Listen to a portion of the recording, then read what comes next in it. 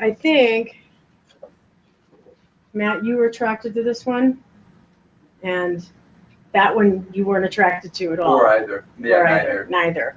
So you and Chelsea actually have no desire to connect to that third chakra.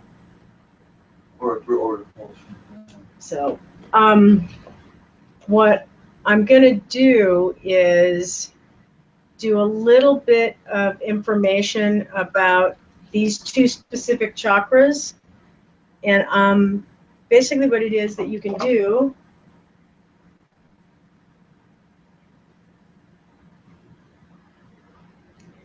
okay, I'm going to stall again. Chelsea, you can go do whatever you need to do. Matt, you can do whatever you need to do because I'm going to have to set this up with Annalisa and I have to call her. So I'm going to put everything on mute.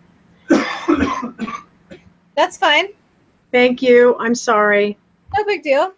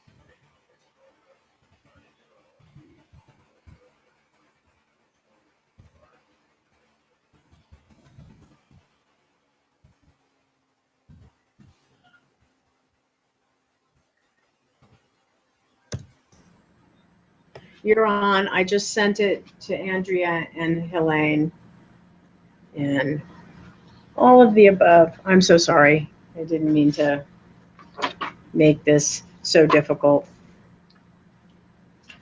It's fine. No, Chelsea's on, and Matt can actually he could get halfway there, but again, I think the operating systems seem to get in the way if you don't have an operating system that's up to date. Because you were having problems getting on, and I sent it to you like twice, if not 3 times. I have a brand new Windows 10. Yeah.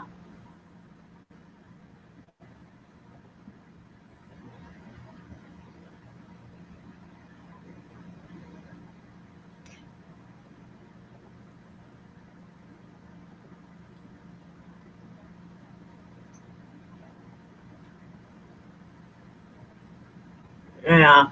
And well, what it is there's a place actually on, I guess there's a window that comes up that says you missed a call. And supposedly you can click on you missed a call.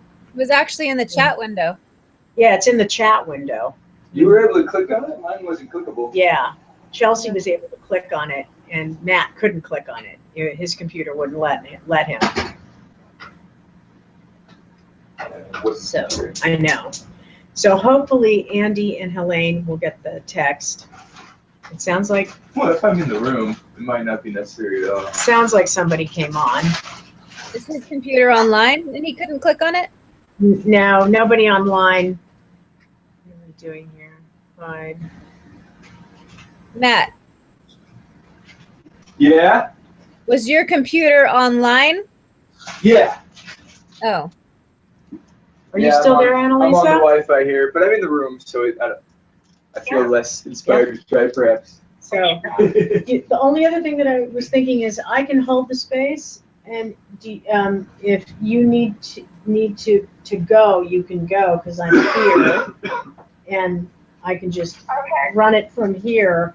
The only other thing that I was thinking is if you can phone Helene and find out if she's having any luck with the text, because I sent all the information to them as a text.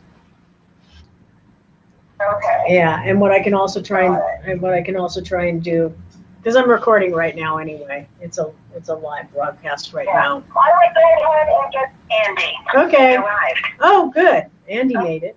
And, Good. so we think since it's already like almost 7:30, I would just go ahead and get started, and Yeah. it'll be recorded for Elaine if she doesn't get it. Yeah. Okay. Okay. Thank you, honey. Bye. Okay. Hi, Is Andy. anybody on? Yeah, And I'm. Annalisa has left the conference, but I'm here. Can you hear me? Andy? Yeah. Okay, This good. is Andy. Okay, good. I see you, but I'm not getting it through my computer for some reason, the sound. You're not getting sound? Is your volume turned up on all of the things for your computer to have sound? Yes. Up at the top of the screen on your computer, there's if you run your finger on the cursor and on the screen, a little box will come up, and there's a microphone that, oh, there is a little box there, it looks like. Is this, nope, that's, I don't, no, I don't see you. I think what it is, Andy, is that you're on your, It's arrived. oh, good. Hi, Helene. Hello. Hello. So Hello. Andy and you are on the phone, and then Hi. hi. So I'm going to just take a wild guess that people actually tried to phone. There you are. I hear you. Oh, okay, good. So we'll talk. We're going to talk about why this wasn't working at a later date. And so I was going to work with the chakras, but we're going to disregard the chakras right now. And we're going to go to the doshas. So, we're going to talk about why this wasn't working at a later date. And so I was going to work with the chakras, but we're going to disregard the chakras. Are you guys there? You're cutting out. Okay. I have no idea why I'm cutting out. Everything's up and running, but that is the predicament right now. Can you hear me now? Yes. Andy, can you hear me now?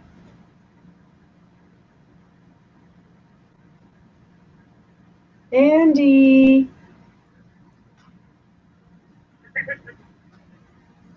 So, Hello?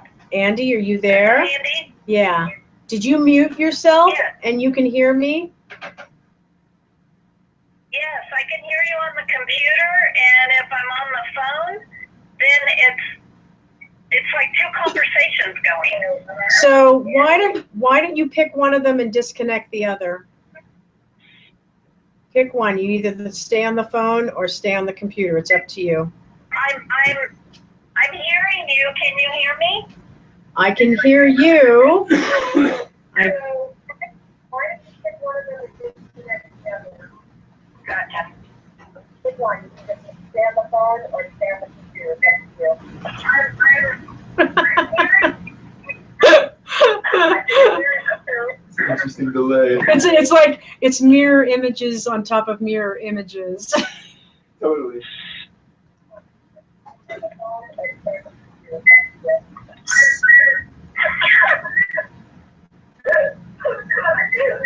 So I'm going to ask Andy, is that your phone or your computer that I'm hearing, or Helene, is it yours?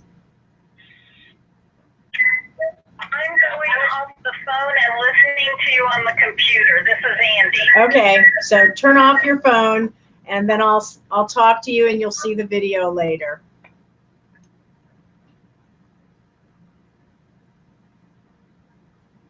So I think she's watching it through YouTube. Okay, I think that's actually what's going on. Andy. Select the content. That's it, right. If you have your dosha body type questionnaire, I'd like you to pull it out. And I know that there were a couple of questions. Last night? Pardon? Was that the handout from yesterday? Yeah. Was that the handout from yesterday? Yeah, Okay. that one.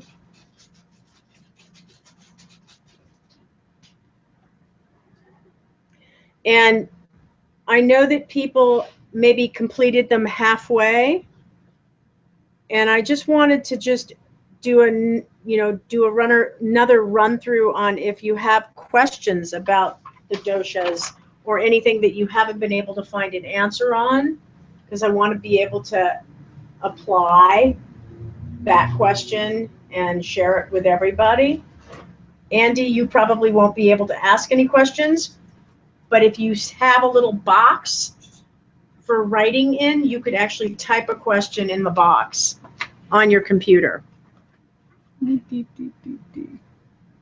Okay.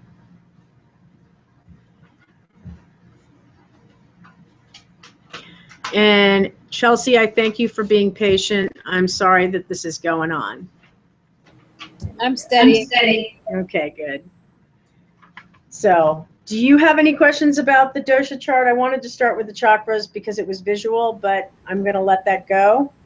Is there anything that you haven't ironed out about your totals? You never read those little paragraphs out of it.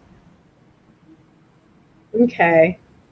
So if nobody has questions about that, then I'm going to move into the sheet that I sent, which has to do with the sutras. And on that particular page that I sent you, it actually also has a place that you can click for all of the chapters of the sutras. But I still wanted to go over the interview of it and just make sure that people have clarity about what the sutras represent from their basic places, and that as you continue to study the sutras, there'll be more ways of gaining information about them. And the website that I sent you is really, really thorough from the Indian and archaeological background of what they know about the sutras. So one of my favorite things about this particular description of what the sutras are is the description of what yoga means and what sutra means. And it's about the idea that it's the union, and that sutra means thread. And because yoga also can mean to yoke from the root, it also means to join. And it's same as the absorption in the state of samadhi. And again, that word, if you have a question about that word, you may want to just write it down and look it up, because it did come up as a topic on Saturday. I think that came up on Saturday. And because sutra means thread, it's as if you're actually weaving a tapestry of ideas and choices, and the way the mind works and the way the body works, and you're allowing a tapestry of insight and direct experience to happen. And so this is one of my favorite descriptions, because on an everyday basis, the fabric that we weave in our life can either give us insight, or we'll have a direct experience of it. And in direct experience, that means you end up tapping into some of the emotional states that are also part of the things that we're supposed to have no attachment to. So there is a whole dynamic in there of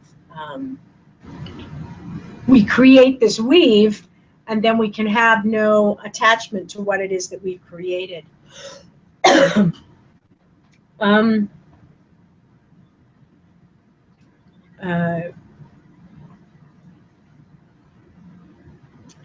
Because the first thing that we experience in our education from birth is our body, our senses, and our actions. So when you go back into being a child, being somebody that has to be taken care of and swaddled from the beginning of its entrance into the world, all you really have is your senses and your actions. And then between that and between that growing mind that you have is you have your breath. And in the unconscious mind, there's the active part of the unconscious mind, and there's the latent part of the unconscious mind. And then there's that big question mark of, how do we access those things?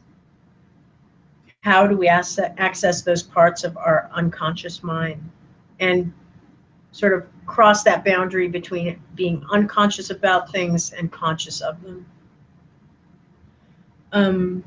The other dynamic of codifying the pre-existing yoga is that I really like is that it is an ancient practice that was summarized in an extremely organized and terse way.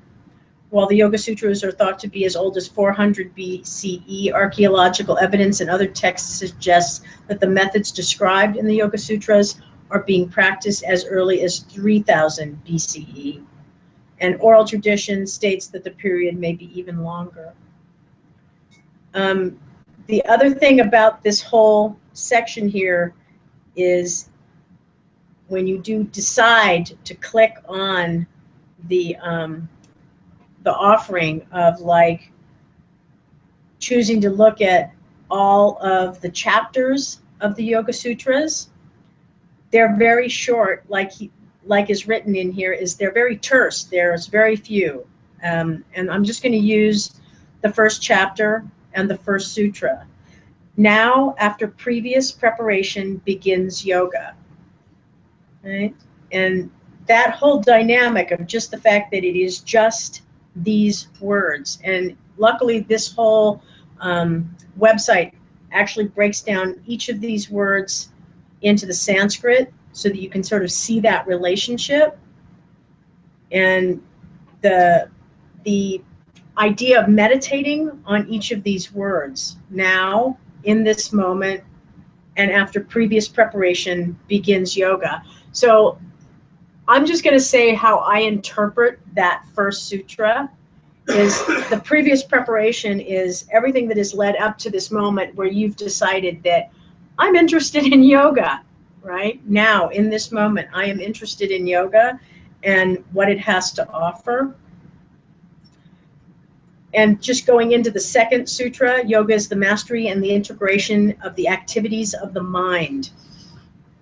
And so the other dynamic of that second sutra in the first chapter is literally leading into the whole dynamic of what our concentration is about, the dynamic of concentration, and the different things that you can give your attention to when you're attempting to concentrate and disseminate information for yourself.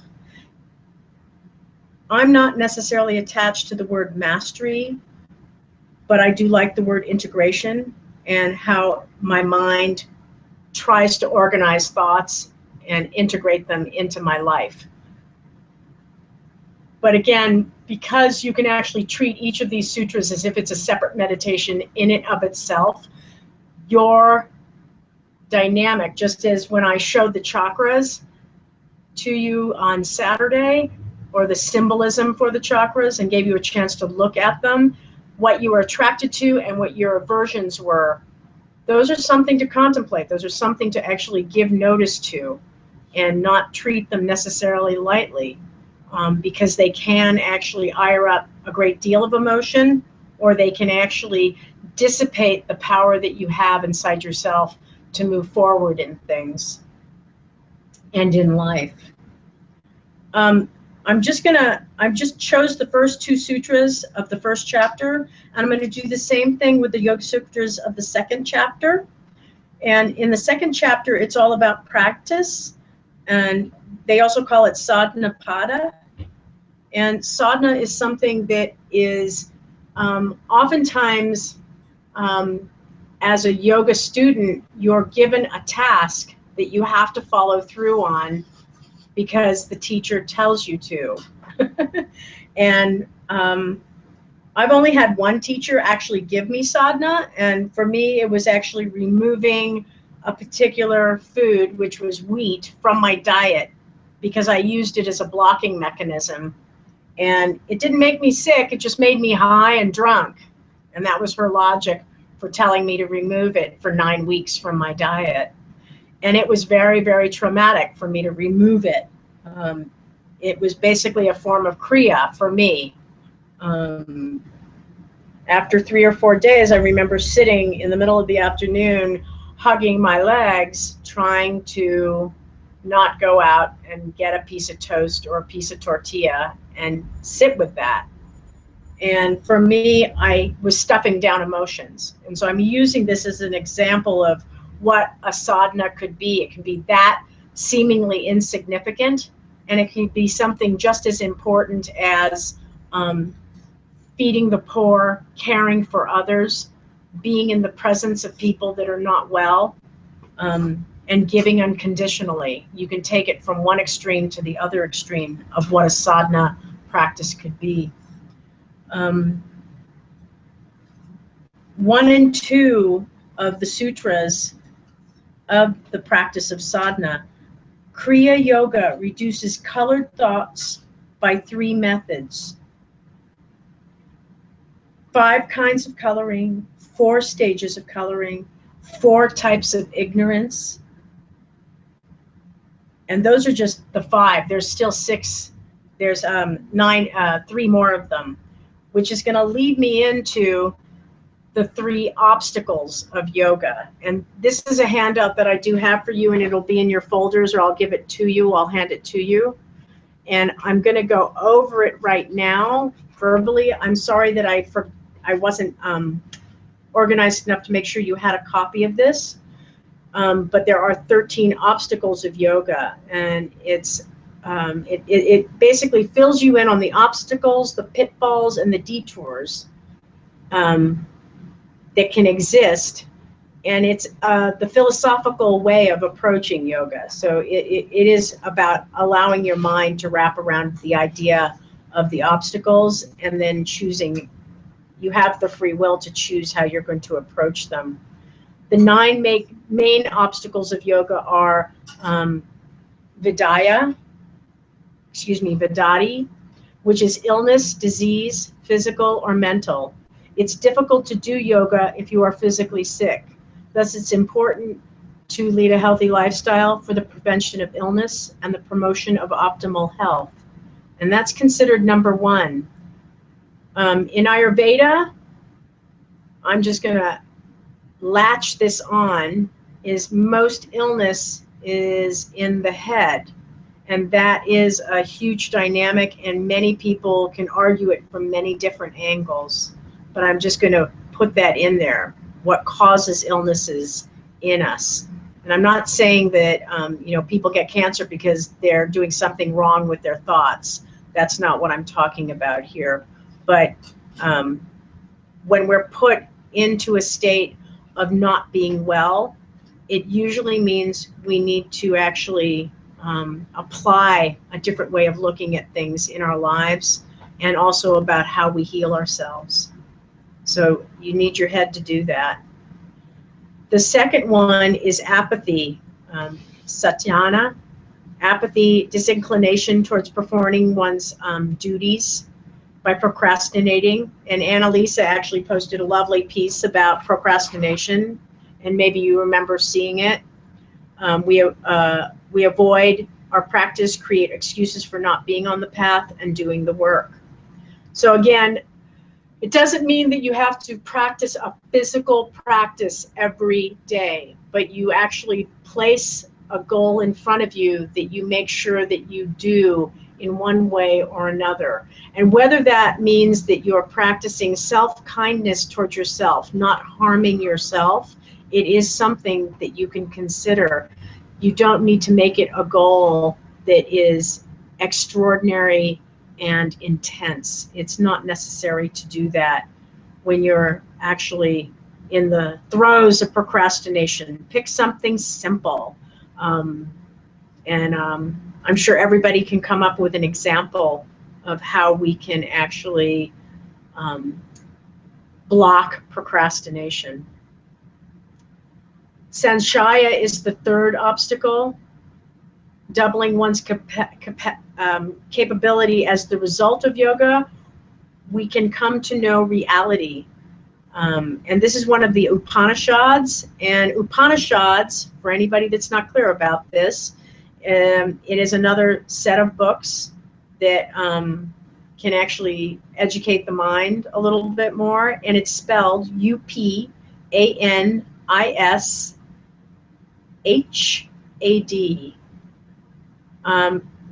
And so when we know reality and when we are free from doubt, it's important to cultivate faith in oneself as well as the path that is yoga, that weaving and fabric that we're creating in our lives. The fourth obstacle is prameda, heedlessness, carelessness, a lack of persistence. Yoga is both a science and an art, and approaching it without skill, care, respect, and devotion will create erratic and possible negative results. In Ayurveda, oftentimes the dynamics of having an idea of how something works and then realizing or correcting, getting a correction and taking that correction and being respectful of it can create a more stronger and inner awareness, so that having erratic behavior and creating negative results can be minimized, or at least understanding when a negative issue comes up. You usually have a choice to address it, or you can set it aside and take note of it and work on it later. So heedlessness, carelessness, lack of persistence. The fifth obstacle is alsaya, sloth. And a lot of these actually sound like the 7 sins, if you look at it. But sloth, inertia of the mind or the body due to dominance of a tamasic element. And I did give you guys a sheet that showed tamasic and rajasic. It was in picture form. And so tamasic, the word that you're going to want to go back and look at, when it comes to sloth, tamasic is spelled Tamasic. And it is an element that can sort of enter into our minds as well as our bodies. Tamasic, to me, tamasic kind of represents pinched and, excuse me, not pinched, excuse me, sort of overly loose. I'm going to use an example in the physical practice of yoga of tamasic, and it's when people have hypermobility, that is considered a tamasic element in their body. And so the goal is to help them build resiliency and strength so that the joints don't fall out of place. So again, this obstacle has not just an emotional and mental meaning, it has a physical meaning also. Yoga requires discipline, zeal, and willpower. And laziness will prevent you from attaining our highest potential. One of the things I just want to put out there, if you want to do a little extra writing for your homework, define laziness and procrastinating. Is there a difference between them, laziness and procrastinating? Because sometimes people use them as interchangeable. The sixth obstacle is avrati. And again, you guys will get copies of this so you'll know what the spelling is. And it is about overindulgence, attachment to pleasurable things. And this is a tough one to really understand because it falls under the addiction category in our minds. And we have to learn to let go of our attachment to desires and physical objects. And that is one of the obstacles that you have to overcome to make progress in yoga, to make a fabric that's strong and resilient. We have to know the difference between, am I really in desire of this, or am I physically attracted to it, or are the physical objects really important to me to get the work done that I do? Understanding that on a deep level in your own being is very important. The seventh obstacle is false vision, and I'm not even going to attempt to say this one because I always get it wrong, but there's a root word in here called darshan, and darshan is meeting the element of knowledge, and false vision would be procured as knowledge that doesn't really ring true and doesn't bring people to their full power and to be as broad and as big and as powerful as we are as individuals. And false vision can be really confusing. It's a premature sense of certainty. And the way that I experienced this about 18 years ago was I remember thinking to myself that, oh boy, I have a trade now. I can teach yoga and I will always be necessary. And that's not true. I realized somewhere in the last 8 years that that's not necessarily true. And that was a false vision, and it was a premature sense of certainty that I actually experienced, and it was very blatant to me. It was not something that I was aware of, and then all of a sudden it hit me, it dawned on me that one can never be certain of knowledge and what you think you know about something, or jumping to the conclusion that this is correct.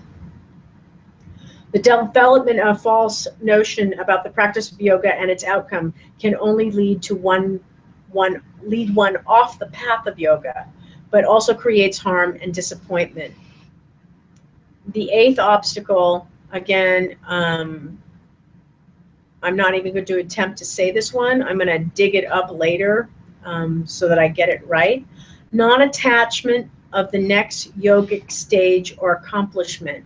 So as we were going through all of the poses on Saturday and Sunday, and also prior to our vacation, there's a huge desire to get to the next pose or perfect the pose as it is.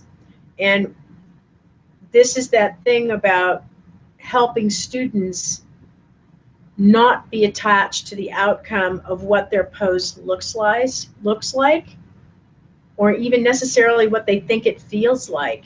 It's just doing it and being in it, and not actually gloating on the accomplishment of getting to it, though that does enter into most people's minds at some time or another when they begin to practice yoga.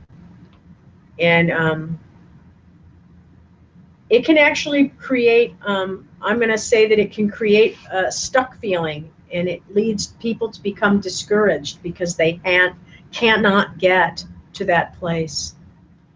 And then the 9th obstacle of yoga is instability, non-permanence of a yogic accomplishment or stage. Not able to maintain or attain a stage can be a real drag. This again can be a result of faulty or poor practice. And that's why it's always good to have a teacher that you can go back to and go, can you help me with this? What am I doing wrong? Is there a way to correct this? Is there a better way to teach this? So the teacher and the ability to convey that in the physical practice is really, really important. But it also falls under the category of meditation and any of the things that are the part of the 8 limbs of yoga. Now there's 4 other obstacles, and when any of these primary obstacles are encountered, 4 minor obstacles, when any of the above primary obstacles are encountered, 4 minor obstacles may appear according to the circumstances. The word, the first one is dukkha, which is pain or sorrow. The second one is durmayasa, which is depression, pain caused by non-fulfillment of desires. The last 2, again, I'm not going to attempt to say them. And this actually enters into some of the things that we've been making people do in class. And this comes from the traditional yogic practice, the shivering in parts of the body, right? So I don't know if anybody, I'm sure everybody's had an experience where you uncontrollably cry, you uncontrollably lose control of being able to hold it together. And my impression of the shivering of the parts of the body means there's some sort of communication going on between the mind, the central nervous system, the autonomic nervous system, and the body itself in trying to rectify a problem. And that's my interpretation of the shivering of the parts of the body, of releasing energy, releasing something that we cannot necessarily conquer or go over with. And then the last one is disturbances in our breath retention, causing irregular breathing patterns that come with mental agitation. So when you're trying to do a pose and the breath does not go with the flow of the pose, even the correction or the idea that I gave in class yesterday, which had to do with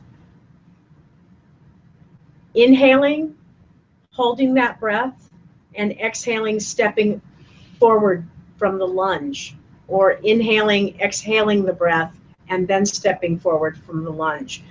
These are a disturbance of the breath retention, causing an irregular breath pattern that comes with mental agitation. And that dynamic is,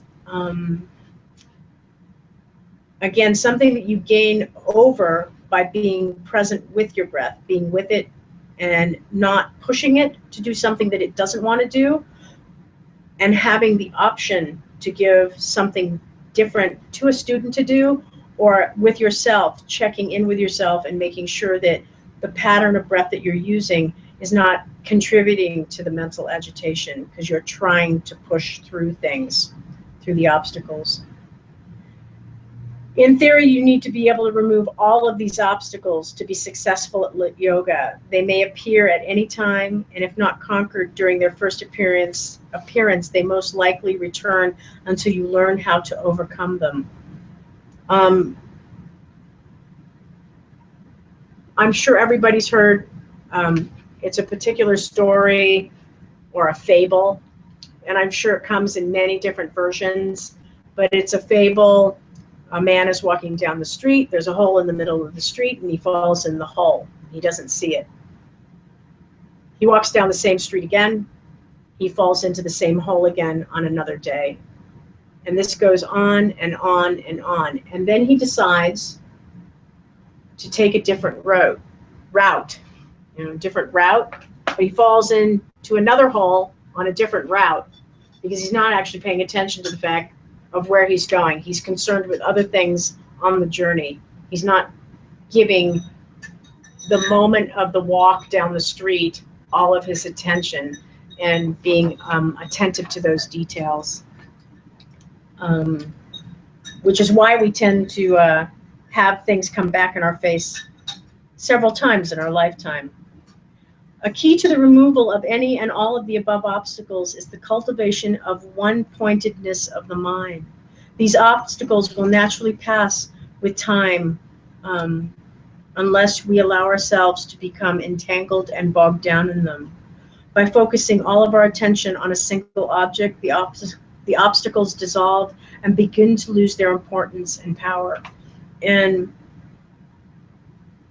I know this sounds like yoga sometimes seems like it's like, oh, I'm not supposed to care. I'm not supposed to have attachment about anything.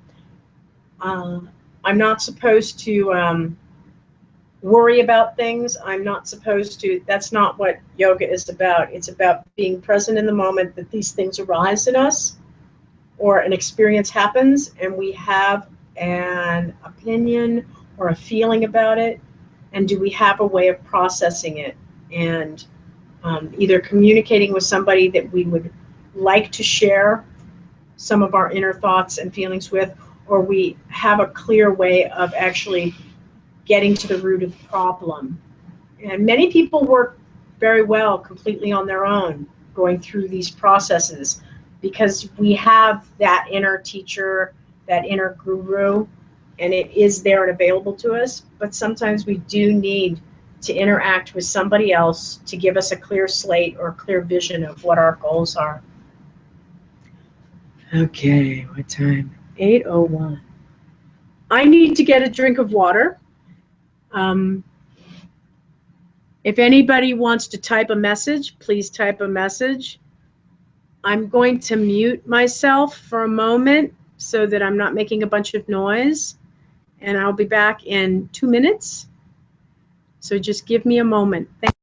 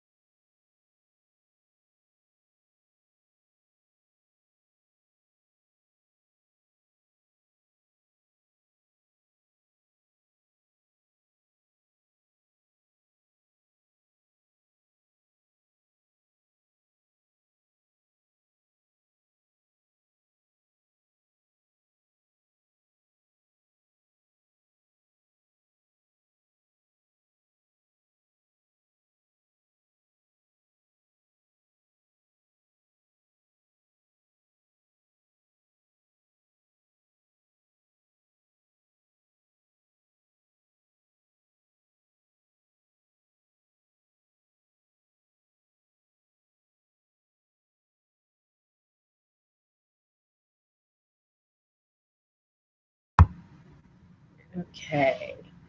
Chelsea, do you have any questions or anything that you would like to bring up? No, it's awesome. Thank you. Awesome. I have a question for you specifically because you texted me back that this is what you've been doing for the last 3 weeks. Mhm. Is there anything that I spoke of in repetition, or is there a sutra that you've been looking at and studying that touches you in a particular way? Oddly not. It's what you just said is totally different to what I read. I mean, along the same lines, kind of, but it's odd that every time I delve into it, I go off into this other route. It's totally different every time. And it's fascinating stuff. I love it. Good. Oh, I'm glad. Thank you. And Matt, do you have anything about the sutras that you have comment about? Well, Not at the moment. In your last training, did you have any of this material covered? this is new to that. They we like read the Bhagavad Gita. And that The was the one Gita. we had to do. Right. Yeah. Okay. So, I'm just glad. I want to And just like lectures from the fellow. It was one of his stuff. his stuff. And did you have written material from him, or was it just all lecture? I still have some stuff. I Okay. had some. I have a little small lecture papers there. Okay. And Andy, I know you're hearing. Oh, are you speaking? No, it's me. Okay. You know how you had us look at those pictures of chakras? Yes. It's like every day, if you have something going on in that day and you click on a yoga sutra, it always applies to whatever's going on with you at that moment. Yeah, it's strange, isn't it? Yeah, it's awesome. There's and this is that fabric, right? Yeah. That's kind of why I look at that. I know I did that silly thing when I realized Annalisa was wearing the same taupey kind of colors that I was wearing. And it's so funny because, this is that fabric. The journey is oftentimes so like we're all walking shoulder to shoulder on the same path, but everything that's coming at us as individuals is just a little bit different, a little tiny bit different. But I look at it as a fabric. We're all moving through some sort of veil or fabric in our lives, and the center of ourselves is affected on a daily basis, and that's what I love about yoga. Is there is this feeling of walking shoulder to shoulder with people, and hopefully we're all sort of pulling each other up by the bootstraps. Andy. Andy has a question. I lost sound on the computer, so I'm going to go on the phone now. Okay, that's good. Do you have any questions specific, or when did you lose sound? Was I in the 13 obstacles? When you went away and came back, then all of a sudden I couldn't hear you. Okay, all right. I can see you, but I can't hear you. Okay. So now you can see me, and it's funny because you're not on my page at all. I can't see that you're actually hooked up at all. So that's kind of interesting. I'm not going to spend a whole. It just went. Do you have you been looking specifically at any of the sutras? Are there any that have grabbed you? I'm in book 2 now. I'm almost finished with book 2, which is a lot of it is just clearing the mind that I have question about, because it's difficult, and what they're meaning and what we should be doing, and like what you were saying earlier. Right. So are you like somewhere around stabilizing and clearing the mind? Is that kind of 4 attitudes? It's mind opening. Mind. I find it changes you. Yeah. If you really get more and more involved and it, and I just don't want to go the wrong direction. I'm frustrated with myself, and I need to be nicer to myself on some of my actions. Yeah, I mean, it's essential that you realize that it can't all be gained all in one fell swoop, especially because yoga is, it's something that we're inherently attracted to, I think, but, and I think this on a full group, we're inherently attracted to some sort of unity, and that's why I say that we're attracted to yoga.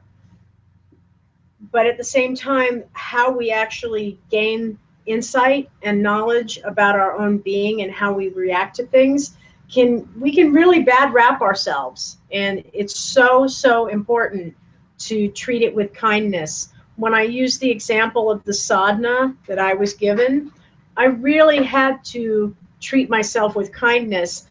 And my teacher even said, the way to do that is you have to find a replacement of why I was stuffing things down, right? I had to treat myself to something, whether it was take oil in my hands and rub my own feet, take a warm bath and treat myself kindly, because all of those things can actually just dissipate away.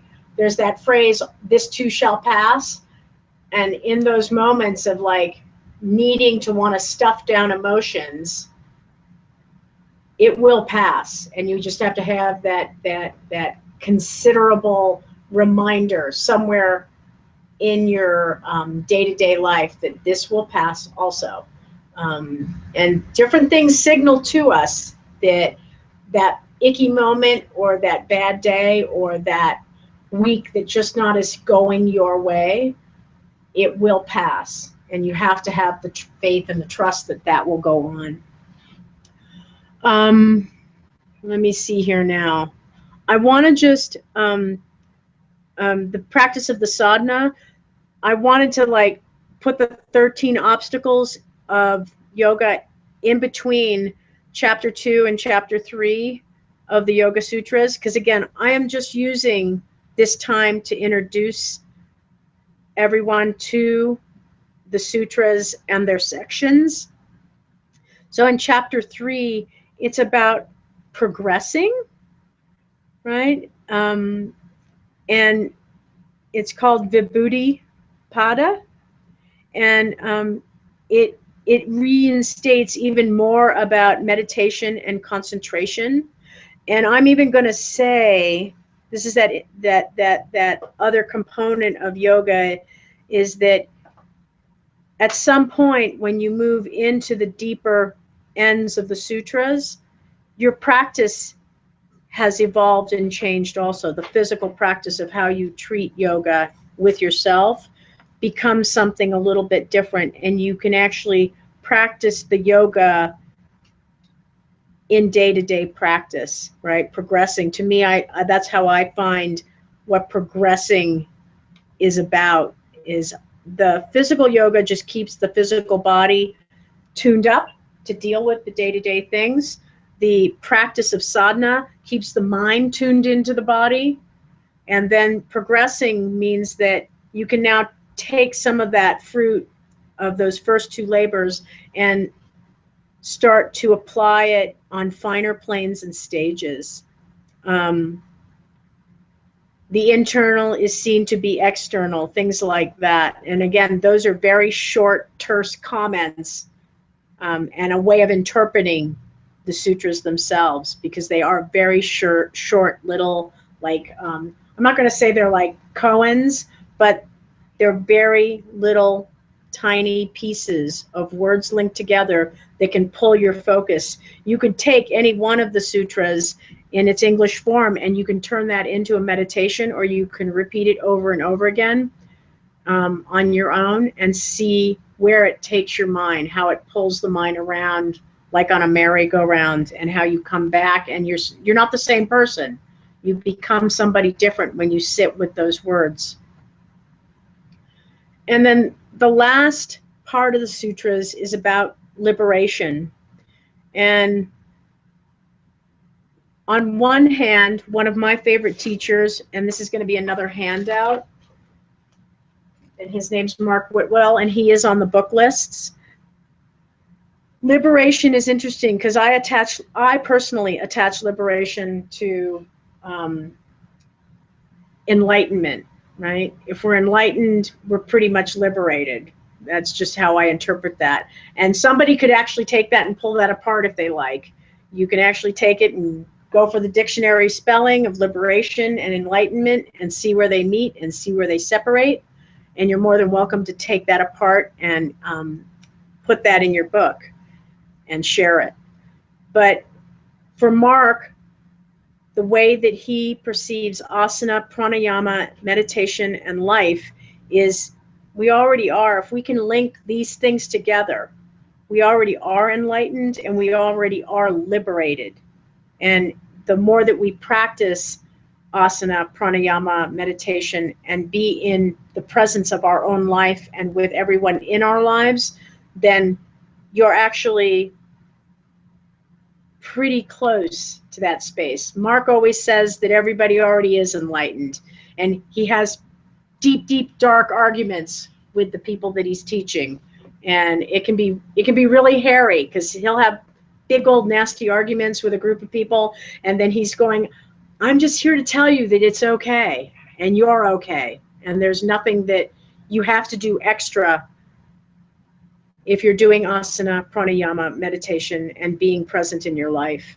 And that's really what he's trying to tell people, and how he deciphered and explained what he was taught by Krishnamacharya, who was Desikachar's father and Desikachar's teacher. So if you, we'll pull those out of the book list if we have a chance, probably not this Saturday, but I'll make sure that you guys notate it on your book lists.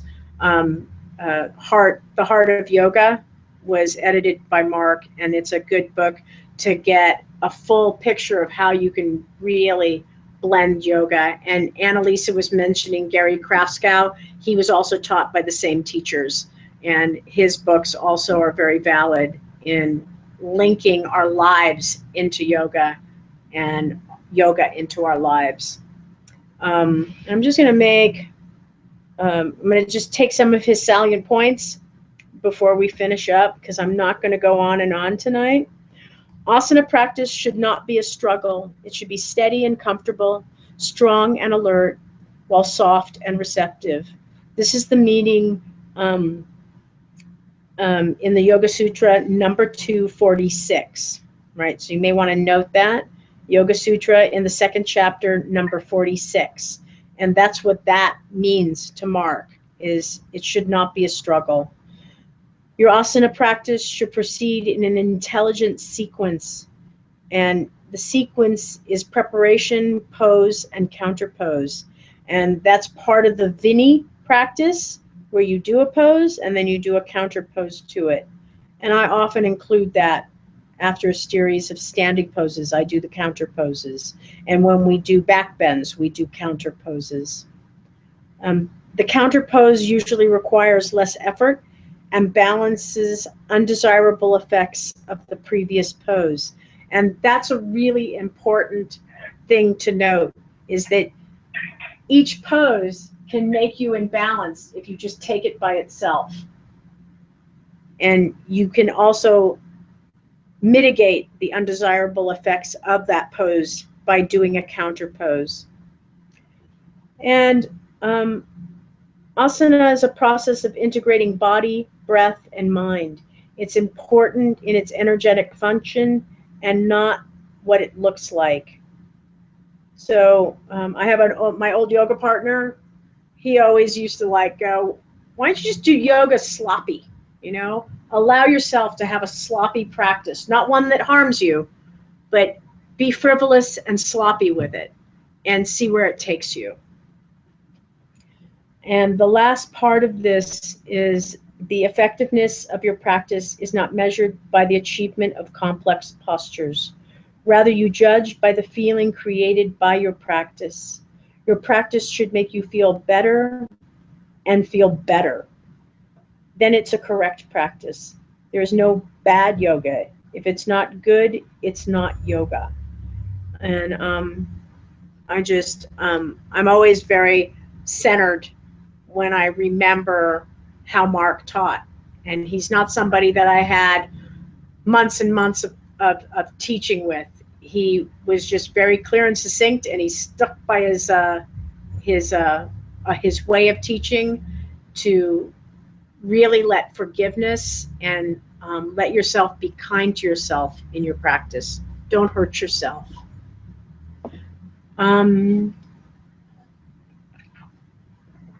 The last thing I'm going to do is I'm going to pull, and I'm going to pull one of the chakras. I'm going to turn off some lights so that you can be comfortable if you're watching me.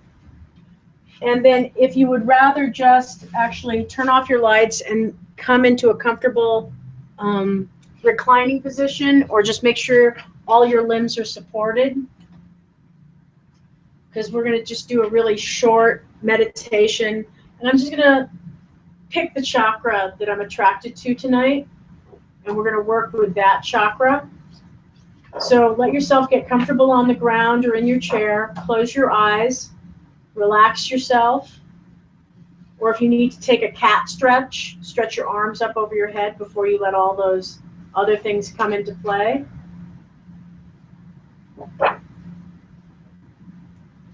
Strangely, I'm attracted to the third eye tonight, which I am not usually attracted to. So take a few moments and take some deep breaths into your body, into your chest, into your arms. Let each exhale go out.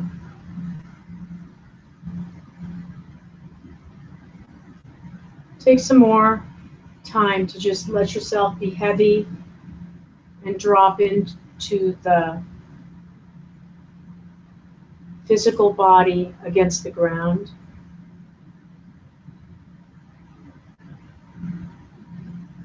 And then bring your attention first from the center of your chest, and then move your awareness into your throat. And breathe 3 or 4 times in the throat area. Feel the coolness or the warmth of the air entering in.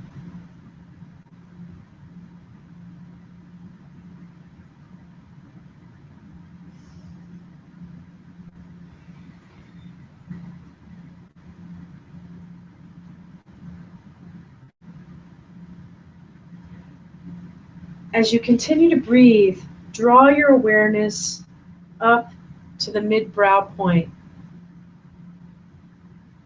the space between the eyes. Some people consider it a command point.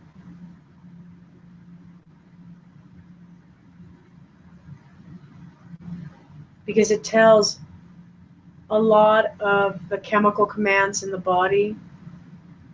Without our knowledge, we don't even have an awareness of what this place between our brow can do for us on a day-to-day basis. Imagine a lotus flower with large petals on either side of a circle. And place that flower and 2 large petals and that circle right in the middle of your forehead. And in the middle of that circle is a triangle that's pointed towards your nose.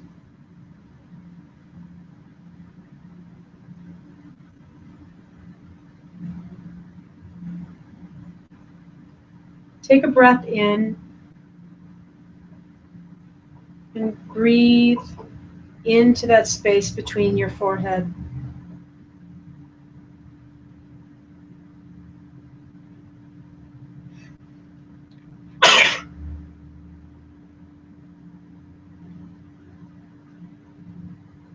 This place is associated directly with your eyes. It's an emotional processing center for the brain.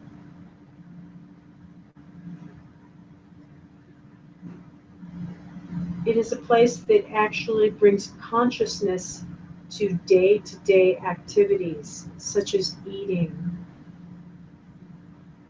and not overdoing or not allowing the body to process nutrition clearly,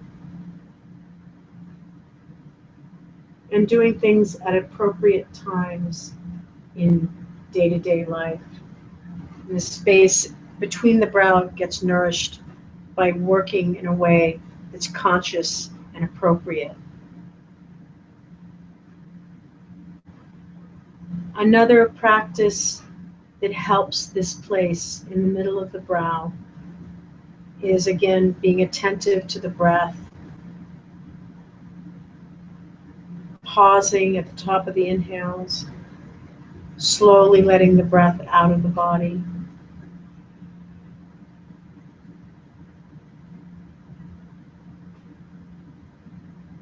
Continue breathing, and if there's an awareness of your hands, let the thumbs and the index finger come together. And this is Jana Mudra, which is also considered wisdom mudra.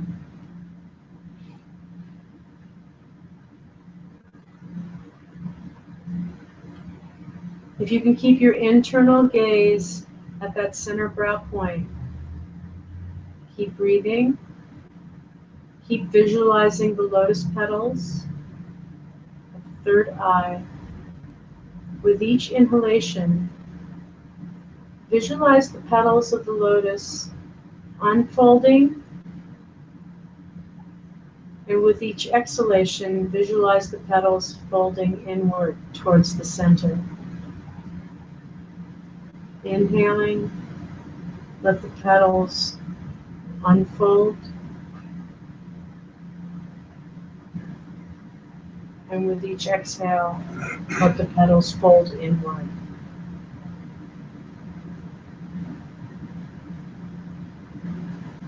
As you inhale the next breath, if you can allow those petals to keep opening and closing, the center of that circle can represent the O in Om.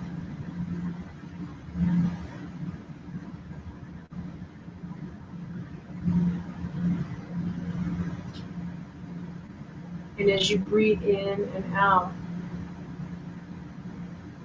allow yourself to say Om silently inside your head.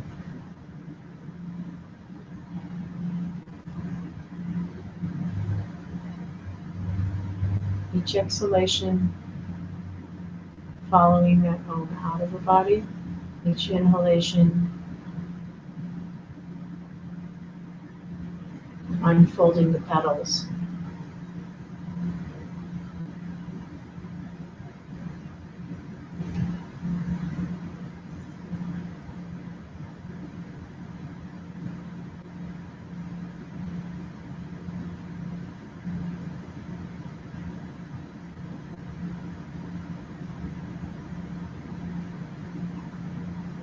Stay with your breath.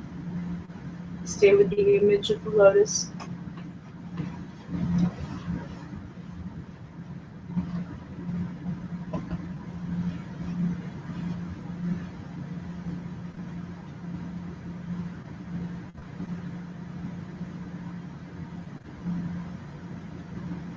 Stay with the Om. This is this chant of the sixth chakra.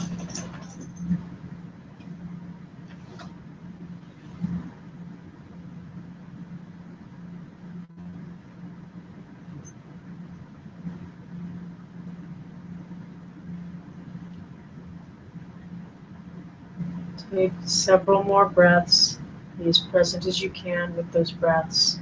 Be as present as you can with that lotus, with that sound internalized in your own mind.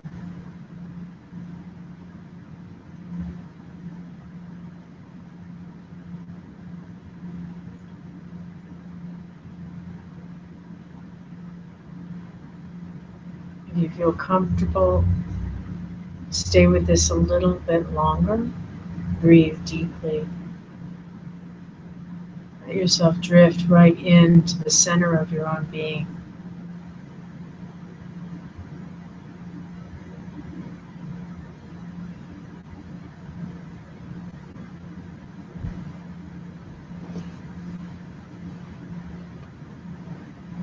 If you're willing to make a sound as you bring in the breath again, let that Om sound emanate out of your own lips. It can be done in just Om, or you can use the 3 letters A-U-M, Ah, O, M. Take a deep breath, gentle breath into your body, and let the sound emanate out if that feels appropriate for you.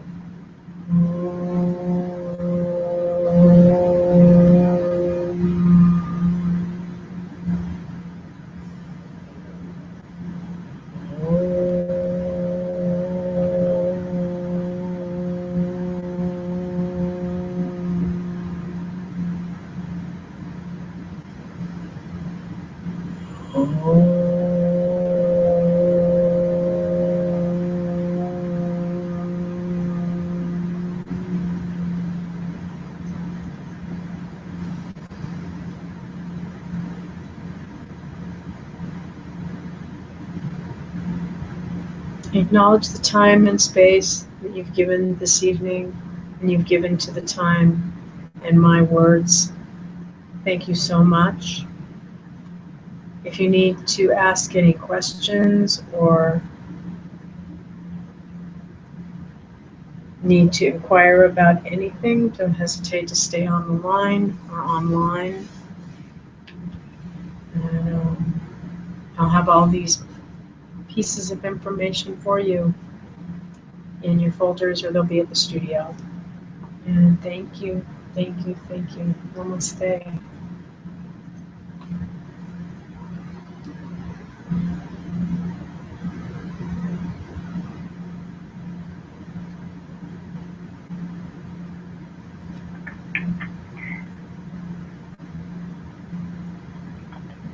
Hi, I'm at the conference.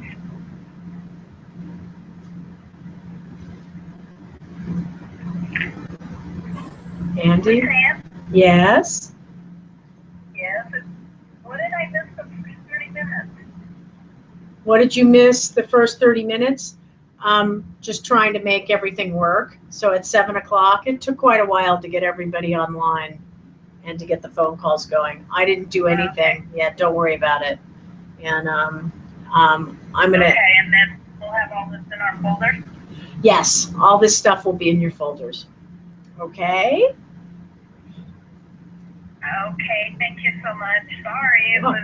Oh, no. Kept cutting out. I know. It's like, I think it has to do with you have to have, they constantly are evolving it. And so you have to have your computer and its operating systems working optimally. And if it's not, then it's very hard to do. Because I have no problem running it. It doesn't seem to glitch or catch when I've got it on mine.